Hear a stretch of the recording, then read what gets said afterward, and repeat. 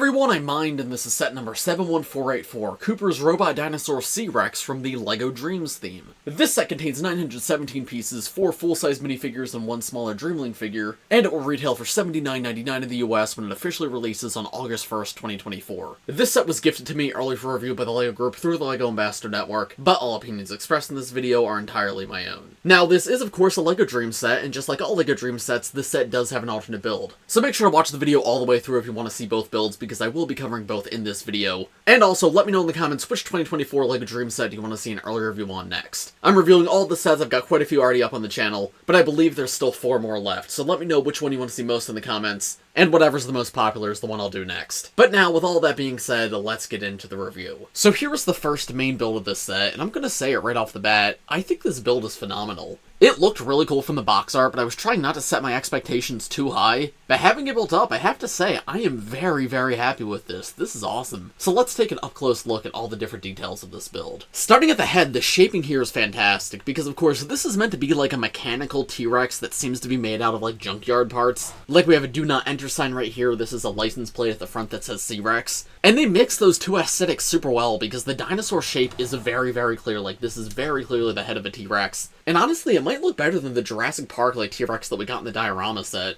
Obviously, that's a more organic one, but the shaping here is very, very impressive. I remember that one looked a little bit goofy from the front, but this looks how a T-Rex should from the front. Genuinely super cool. I like how there's little headlights on the nose too, that's a fun touch. And yeah, as you've seen me doing, the mouth can actually open and close, which is always a great detail. I like the use of the do not enter signs to be little cheeks. It hides away the hinge to open the mouth, but also fits with the aesthetic of this thing perfectly. And we have these really cool mechanical eyes that are stickers. Those look to maybe be little cameras, though I'm not exactly sure. And then of course we have like pipes coming out of the nose and fire coming out of that. This genuinely looks so awesome. I like the build on the neck too. I think the set does a good job of making it the right amount of gappy. Because of course it is meant to be made out of scraps. So it makes sense that there would be some open space that it feels a little gappy in some places. But they do it in such a way where it doesn't feel like the set's missing parts, it feels like an intentional part of the design. And that's like a major point to how good this build is. The entire neck connects onto the body on 2 rigid Technic joints so it can move up and down. No side-to-side movement at all, but I think that's perfectly fine for a build like this. The up and down movement's a pretty wide range of motion and is basically everything I need for posing. The dinosaur has like a saddle on the back here, but it's made from the front of a car, which is a really cool detail. There's another license plate right here that just says Dreamzzz. And Cooper's using a steering wheel to control the dinosaur, which makes a lot of sense. It fits the whole scrapyard theme, but also fits Cooper's whole like race car driver thing. And we also have stud shooters here to put the build on the offensive.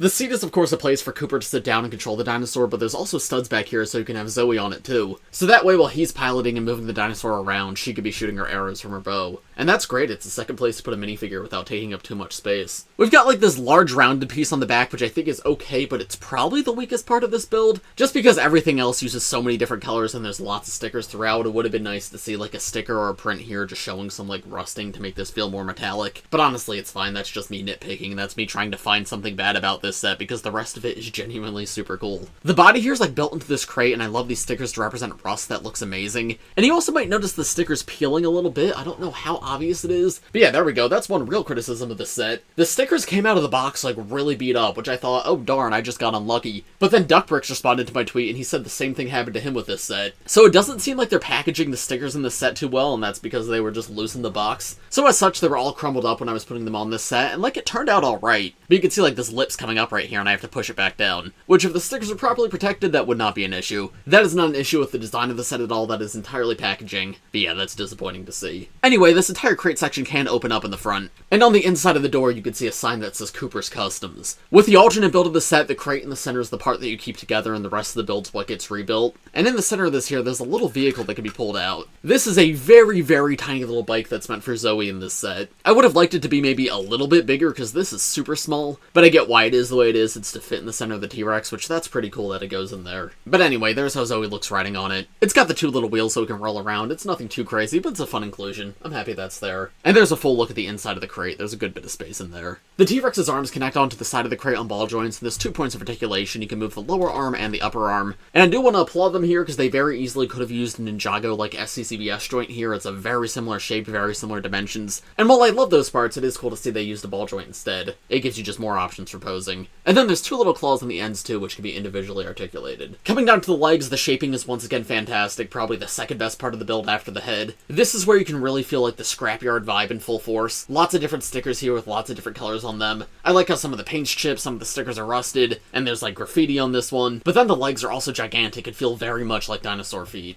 They used this all-new pipe piece in the set in orange. We do get it in other colors in some of the other sets this wave, and that's a larger version of the small pipe piece that was introduced last year, and I think it works perfectly in this build. It's obviously very smooth and rounded, and in a lot of other sets that's used to make builds look somewhat cartoony. But in the case of this set, like the thigh and the foot are like covered in greebling, so that very smooth section right there creates a nice transition between the two, and it all just feels super cohesive. I also love how on the upper leg this wheel right here can actually spin, and there is a stickered piece in the center, which is a little disappointing because that design exists as a print and it does come in other sets, so that would have been very easy to include as a print, but it does look good. The print just would have been a better option. And then we have lots more of like these rusted stickered parts at the feet, and a few points of movement. These toes at the side can be folded out if you want, and the individual claws can move up and down a little bit, however they are restricted by the bricks on top of them, and that's actually super cool because we don't see that too often. But like these claw pieces are used all the time on like Ninjago dragons and lots of other sets.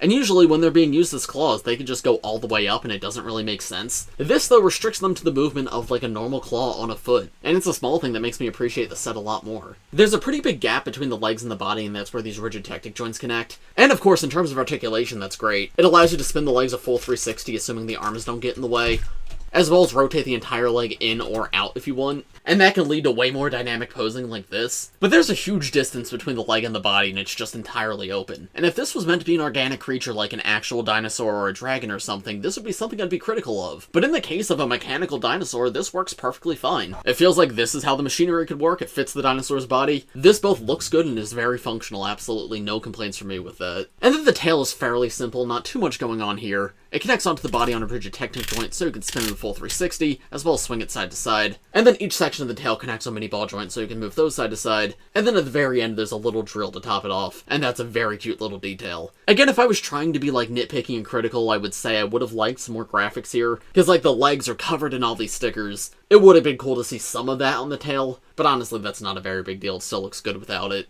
In terms of posability, I was complimenting like the limitation of like moving the toes too high, but that does make the posability worse, because if I try to move like one leg back and have it like walking along with 1 foot back, the toe can't move up high enough, so it sort of snaps off when you're trying to pose that. So that's something to be aware of. However, with the claw removed, you can get a little bit of an action pose like this. In terms of like dynamic action poses, I do think the build's at its best when it's like bending downwards and it's got one leg slightly back. We were looking at this a little bit before, but I think it would be super cool to display it on a shelf like this. But yeah, I mean, it's a T-Rex. It's very front heavy with the giant head, and the feet do a pretty good job to support that, but you're not going to be able to get any super crazy poses out of the build either. I don't really have any like better examples to show you of like other ways to pose this thing that are cool, but I will say I'm pretty satisfied with the range of motion. It's not huge, but it's what I'd expect for a build like this. So yeah, overall I think this is fantastic. My only real complaints is maybe a few more stickers on the back section would have been nice, and then the actual stickers included in the box but not packaged well, but that has nothing to do with the design of the set. But yeah, this is really, really good. I am thoroughly impressed by this. However, that's not everything in this set, so now let's take a look at the one quote-unquote side build, and then I'll rebuild this into the alternate build and we'll take a look at that, and then finally we'll take a look at the minifigures in this set. Here's the one and only, like, sorta side build. It's one of the collectibles of this wave with a raven on top. The raven's a new part for this wave, and it comes in almost every, if not every single set. And it's a really cool piece, trans pink dual molded with black. Really great bird shaping, too. And then these are what you're meant to collect. They're like these new crystalline dome pieces that's an all-new part for this wave. And each one has a different printed tile on the inside. I think there's like 6 or 7 total, I don't know the exact count. And these are like memories or different realms from LEGO Dreamzzz, like captured. So you can see this one's like a castle with some gears behind it. Not sure exactly what that's meant to be. My initial thought was the Sandman's Tower, but I don't think it looks exactly like that. But yeah, these are cool to get. I'm happy they come in so many sets. And the raven's a very, very cool part. So now I'm going to rebuild this set into the alternate build, but one last thing before I do. I want to show you guys the instructions to this set, because just like all LEGO Dream sets, there's a fully illustrated instruction packet, which is very cool. So there's the front cover, the C-Rex looks awesome, and the Raven actually looks really cool. Here's the part of the build that's used in both versions. It's the crate, like with a little saddle on top. And then once you get to that point in the build, you're given 2 options. Go to page 56 to build the C-Rex, which we just looked at, or go to page 168 to build the Pterodactyl. Here's the full illustration of the C-Rex after it's finished, and here's the full illustration of the Pterodactyl. So now let me put that together.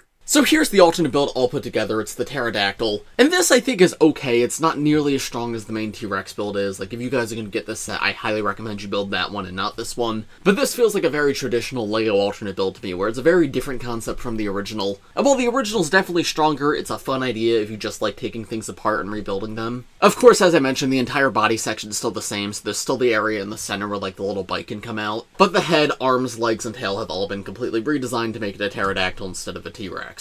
The wings are gigantic, and they look pretty cool, but they give this build a huge footprint. I do like the use of the pipe piece here, and you can see this build uses these large triangular pieces that the other one didn't. I also like how they sort of built engines on the wings, and this wheel right here is meant to sort of be the front of the engine. It makes this build make more sense as a mechanical pterodactyl, like this is how it's actually flying through the air, it's got this fire coming out the back. That is actually pretty cool. And then the wings still have that like scrapyard design that the T-Rex had, with all the different stickers and lots of different colors used. One small thing with the stickers that I'm not the biggest fan of is this one right here. Now something a little weird with this wave of LEGO Dreamzzz sets is the stickers of the alternate builds don't necessarily match the stickers in the main build. Like for example in the Z-Blob mech, there were stickers that were only applied to one version of the build, so you had to take them off if you were going to do one of the other versions, which is very annoying to do. This is not as bad as that, but in the original version of this build, the orientation of the sticker did not matter because it just went in the center of the tire, so it didn't matter what was up versus what was down. However, in this version of the build, the hourglass is supposed to be going straight up with like the bottom here and the top here. However, I already applied the sticker in just an arbitrary way for the other build because it did not matter for that one.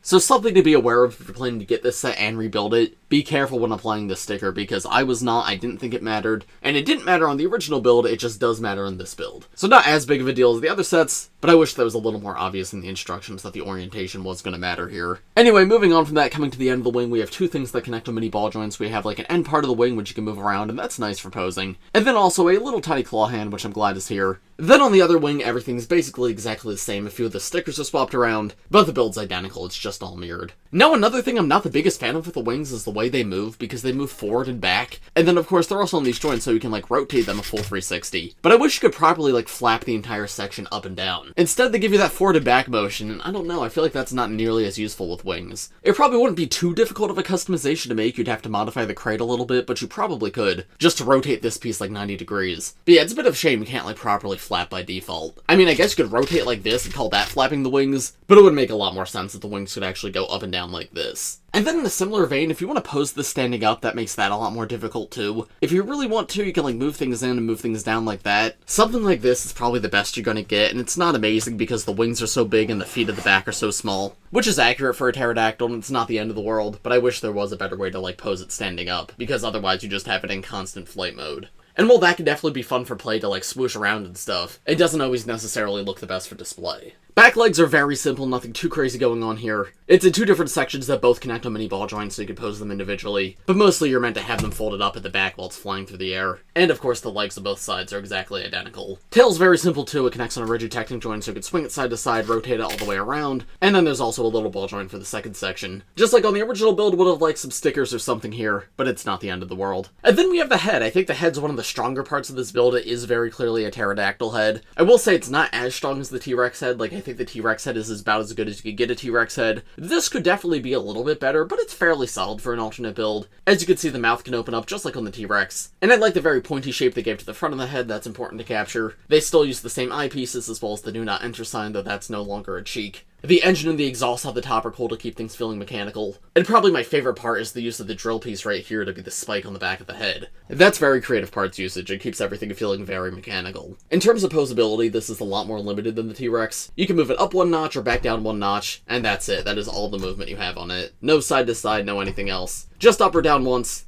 And then the mouth can also open or close. And then yeah, as I said, the body's exactly the same. You still have Cooper's workshop right here, and the bike's still kept inside. So I think this build's okay. It's not bad, but it's definitely an alternate build. The wings just seem so massive compared to everything else, which I think is kind of the point of a pterodactyl, but comparatively to the T-Rex, it is nowhere near the same level. But I'll talk about this build and the T-Rex a little bit more at the end of this video. For now, let's take a look at the minifigures in this set, and then I'll give you my overall thoughts on everything. So, here are the first two minifigures in this set. We have Cooper and we have Dooper. The whole gimmick of this wave of LEGO Dreamzzz is that the villains are evil doppelgangers of the heroes, so of course Dooper is the evil version of Cooper. However, these two do look very different from each other. That's because Cooper has an all-new Season 2 design, and Dooper is based off a Season 1 design, because Cooper probably has the biggest change of any of the characters. He's like a robot now, which is very interesting. Starting by talking about his accessory though, he has like this big hammer with lightning coming out the back, and it uses like this all-new hourglass weapon piece. This is a really cool part, and I love how versatile it is, because pretty much every set I've seen it in so far uses it in a different context. Like, it's used as a sword hilt in some sets. In the Z-Blob mech, it's used as like the handle of a blaster, but in this set, it's the top of a hammer, and that looks super cool. Love the lightning coming out the back too, just amazing accessory design overall. Very happy with how that turned out. But then looking at the actual minifigure, starting out with his hair hat combo piece, that's an all-new one for this wave, and you can see his original blonde hair, which is like the Ninjago J hair underneath it, but the hat looks quite good on top. Definitely want to see this piece molded in more colors. Taking that off, you can see his face print. On one side, he's got like a really wide, happy smile, and on the other side, he's got a more confident smirk. And yeah, he's like completely metallic silver. Of course, the head itself is silver, but then there's silver printing on top of that, which adds a little bit of like subtle extra dimension to the figure, which I like. And then he also uses this all-new vest piece for this wave. Mateo also uses it, and as I've said in other reviews, I don't know how to feel about this. On the one hand, I think the design is really good. It captures the type of clothing it's going for really well, and I think the stud of the back is great for customizability. But on the other hand, I think it's weird that this is a molded part and not just a print, because in the past, neck accessories are for like backpacks and armor. The only vest we see is like a life vest, and obviously life vests are meant to be huge. So if this is bigger than a life vest, how big is this supposed to be in universe? I don't know, but it feels very not LEGO-like to me, even if it is a well-designed part. That is just my personal taste, though. It does objectively look good on the figure. I think the red and the gray is a great color combination, but the absolute highlight of this guy is the leg print. All LEGO Dreamzzz figures weirdly have like really good leg prints, and I'm not sure why that is. I'm not complaining, it's really cool to see, but that seems to be the piece they like go all out on the most. But yeah, his legs are like metallic silver, he's got little blue shoes at the bottom, and I love like the little chain that hangs down and has a wrench on it, and there's like some belts wrapping around the other leg. Super high level of detail that honestly fits this minifigure perfectly. Taking the vest piece off, there's a full look of the torso print, and I actually really like that design too. It's just a hoodie with the hourglass logo in the center and some orange strings, and we got this big orange X around the back. That's simple, but it actually looks really good. I feel like if you swap out the arms and the hands and everything, this could make for like a really cool sig fig torso. I'm a pretty big fan of this one. And then interestingly, one of his sleeves is just gone. He has one silver arm and one gray arm. And I don't know if you're able to tell, but this gray arm actually has a glove on it because that's a dark bluish gray hand. But on the other side, this is a metallic silver hand. Now, I'm very happy to see we're getting the metallic silver hand because it's very similar to the dark bluish gray, but it is slightly different. And the metallic silver hand is very rare. It's only come on a few figures, and one's from like LEGO Video. And as a Ninjago fan, I've wanted silver hands for Zane for the longest time, and I got them from Video, but I'm happy to see they're coming in more sets. Though I really wish both hands were metallic silver instead of just the one. So this is a pretty great minifigure, honestly. I much prefer this to his design from Season 1. No clue why he's a robot, but I'm excited to see it. And then Dooper also has a really cool design. He uses the Ninjago J hair in magenta, which is amazing to get that part in that color. And then he also has like a little tiny hammer as an accessory. But yeah, I think that face and hair print is the absolute highlight here. Like, that really stands out. He's got like this very intense evil smile on one side, and on the alternate face he's just got like an angry expression. And then he's got this armor on that all the doppelgangers wear except for Mateo's doppelganger. And it's a small thing, like very subtle, right? It doesn't change the figure too much, but I'm glad it's there to add some extra dimension, some extra detail. Taking that armor piece off though, you can see the full torso and leg print. And he's got like this black race car driver outfit on because that's what he had in the first wave. It was like a red race car driver outfit on Cooper, so Dooper has like the evil corrupted version of that. The bits of yellow are probably my favorite parts. They really stand out against the black and fit well with the magenta. And you can see the Neverwitch's logo at the top right there. And then turning him around, you can see that sort of spine design that he has at the back, and more of that sort of dripping paint, which is very curious. Yeah, I wouldn't say this guy's like my favorite or anything. I do really like the head and hair piece, but the torso and legs are just whatever. But still, pretty good design. I think all the doppelganger designs are pretty good. And then here are the next two minifigures in the set, the final two minifigures in the set. We have Zoey and her evil counterpart, Doey. Which Doey has to be the most absurd name I've ever heard for a character. But starting with Zoey, I think she's the only one of the main characters where her new design is a downgrade. With all the other characters, they got really cool redesigns for Season 2, and like Zoey's isn't terrible, but I much prefer her original design. Her original design was my favorite figure of the first wave, and this just feels like a huge step backwards. I'm not even sure what this outfit's supposed to be. It seems like maybe like a mechanic's outfit, though it's also got like a very futuristic look to it, like maybe sort of Tron vibes. But in the first wave, and you can see this a little bit on Doey because Doey's based off her first wave appearance, she was like a wilderness archer, and she had like these leaves all over her, and it was really beautiful, really cool, and this just feels super generic compared to that. I mean, I do like some aspects of the design. It's cool that the jacket's slightly unzipped and you can see some sort of logo on a t-shirt underneath there. And the design of the pants feels very high-tech, or it reminds me of like Ninjago Prime Empire. But yeah, I just don't have a ton to say about this design. I'm really just not the biggest fan. She still has the purple bow as an accessory, which I'm happy to get. And then a brown quiver out the back, which feels a little bit out of place. Would have liked a purple quiver instead. And then her hairpiece is still fantastic, just like it was in the first wave. And then she actually gets an all-new face print this time around, which I really like. She's got this blue makeup around her eyes, which I think looks great with the purple lips and the purple hairpiece. And that's on the alternate face too, where she has a very wide, happy expression. I will say, while both of these face prints are good, I would have liked to get an angry face for her. If you've seen Zoey in the show, I mean, she smiles sometimes, but she's not like a huge smiler. So her only having smiling faces doesn't make sense at all. And I feel like that's an issue with most female LEGO minifigures, is a lot of the times they just give them 2 smiling faces and only male figures get angry faces. But yeah, this doesn't fit her at all. If you've seen her in the show, she should have like an intense, stern expression. These are great face prints, and I love how much emotion's captured in them, but they're just not Zoey. The makeup does look really cool though, I love how that's done. And there's the back torso print, where she has like this digital looking cat face similar to the cat bike from the small set of this wave.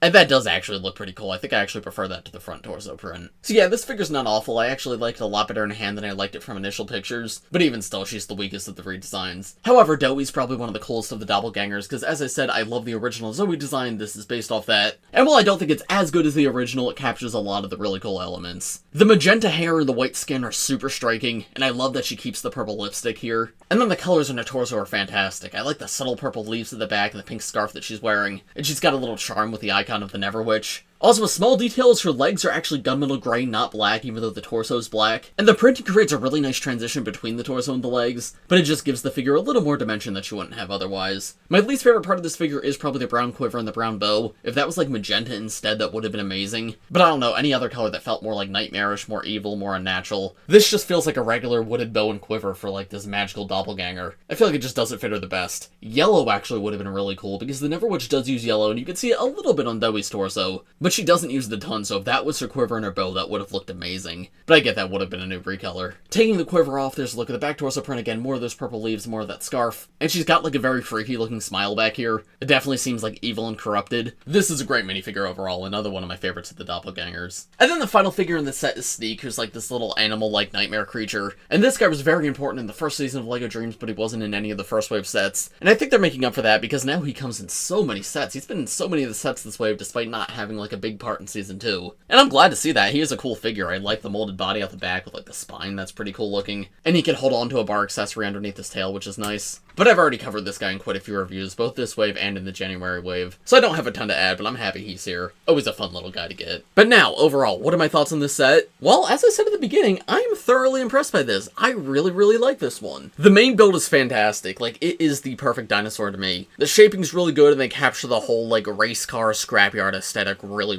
well. The price also is far from bad, both in terms of size and piece count. It's not, like, the best price set ever, but in the year 2024 where everything's overpriced, it is amazing to see a set price like this. So that's a huge positive I can give this set. And then the minifigure selection I think is pretty good. Only 5 minifigures, or 5 counting Snake, for $80 like isn't amazing. I would have liked to see maybe 1 or 2 more, but it's also far from the worst that we've seen this wave. The minifigures are of course also super high quality, so that has to be kept in mind too. So yes, 100% I would recommend this set. As with all LEGO sets, it is not for everybody. It is an $80 dinosaur. You may not be interested in that, and that is perfectly fine. But if this is a set you're interested in and like thinking about buying, I do think if you get it, you will not be disappointed. The alternate build in the set is not the strongest. Like, it's okay, I don't hate it. But there's some LEGO Dreamzzz sets where it feels like the alternate build could have been the main build, and that is not the case with this one at all. This definitely feels like it's an alternate build. So if you like the whole rebuildability aspect of LEGO Dreamzzz and you like the fact that there's multiple models in one box, there might be better sets out there for you. That being said, this is one of the few sets where basically the entire set is rebuilt instead of just one small part, so that's something to keep in mind too. But yeah, the alternate build feels more like a traditional LEGO alternate build, where it's like, okay, but it's not the main point of the set. However, the main build is really great, and I basically have nothing but good things to say. But of course, those are just my thoughts. Let me know what you guys think of this set in the comments below. As I mentioned at the beginning of this video, let me know in the comments which 2024 LEGO Dreamzzz set you want to see an early review on next. And I think that's about all I got for this video. Thanks for watching, everybody. I hope you all enjoyed, and I will see you in the next one. Bye.